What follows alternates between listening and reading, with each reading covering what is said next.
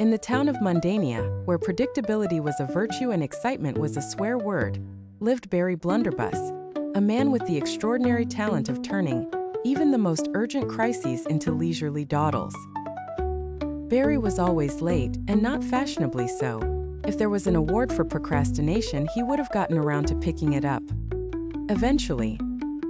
One sunny morn, as Barry lounged in his pajamas at 2 p.m., sipping his coffee cold from neglect, there came an ominous knock on the door.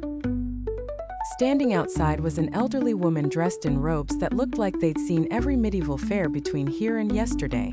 Her name was Madam Cryptica, the town's beloved, if somewhat eccentric, historian and occasional sandwich board wearer. She was known for her ominous yet often indecipherable warnings about the end of the world. "Barry, it's time," she said gravely. "Time for what?" Barry yawned. "To save the world," Madam Cryptica replied, unfazed by his lack of urgency. Barry glanced at his watch, which, fittingly, wasn't working. "Can we do it tomorrow? The ancient curse of Mundania activates today." She thrust a scroll into his hands, which he noted was crumbly and probably past its expiration date.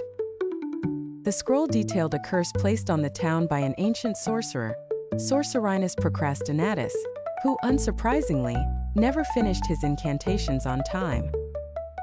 To lift the curse, Barry needed to collect 3 mystical items: the Amulet of actually getting stuff done, the Cloak of Commitment, and the Boots of Swift Foot. But there was a catch: Barry had until sundown to get them, or life as they knew it would become an endless rerun of unfinished tasks and eternal to-do lists. Barry half-heartedly shuffled off, armed only with his wits and an impressive ability to nap standing up. His first stop was the local library, where he found the Amulet of actually getting stuff done wedged between a stack of overdue books. Simple enough. Next, he sauntered to the tailor's shop, hoping the Cloak of Commitment hadn't slipped to the bottom of some neglected order form. The shopkeeper, Mr. Stitch, handed it over, lamenting it had been gathering dust because no one in Mundania had ever committed to picking it up. Finally, the Boots of Swiftfoot were buried under a pile of abandoned fitness resolutions in the town's gym. On his way back, Barry took a short nap, only 3 hours, because saving the world was tiring business. He arrived back at Madam Cryptica's just as the sun was flirting with the horizon.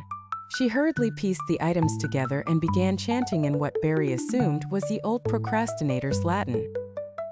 The ground trembled, and a surprisingly unimpressive puff of smoke signaled the curse lifting. Mundania was safe, thanks to Barry's somewhat heroic efforts, though he did complain about missing his post-nap pre-supper snack.